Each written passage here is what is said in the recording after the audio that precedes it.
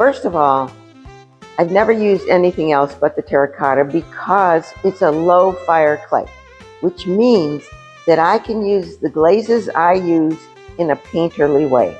That is my goal, is to glaze in a painterly way. I've never thrown on a wheel, so it's not my thing.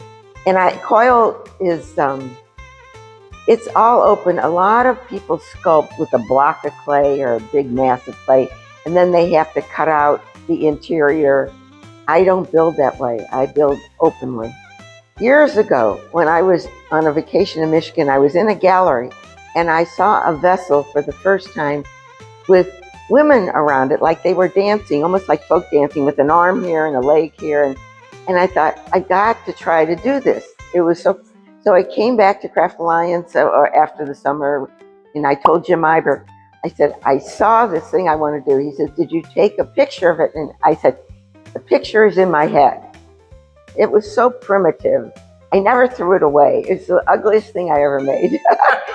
Well, I must mention that back in 2012, I was in an exhibit that 𝘆𝗵𝗶𝗀 curated at the Regional Arts Commission, and I had 10 pieces of my vessels in this exhibit. It was wonderful. But he wrote an essay on every of the 4 or 5 artists that were in the show.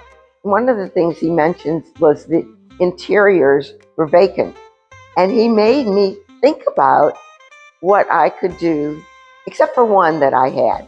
One piece I did on my own. And then I started thinking more about how I could develop the interior of my vessels. And I used to sew when the kids were little and make clothes. So I was never afraid to make hats or clothes on these people, these clay people. It just came naturally to me. Like I treated the clay like fabric, and I rolled it out and made a pattern and sculpted in that way. What I did was layered, especially with Seated Girl.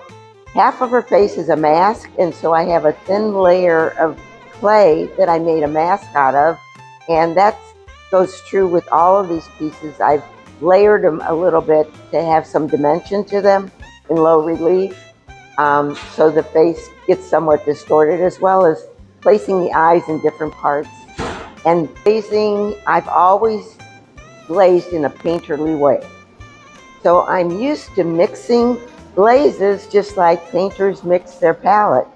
And I take different textures of glazes that are low fire, and some are under glazes with these other glazes that have a texture to them to make the colors that I need. And I know my outcomes. I know what I'm going to get. I'm not surprised by the glaze.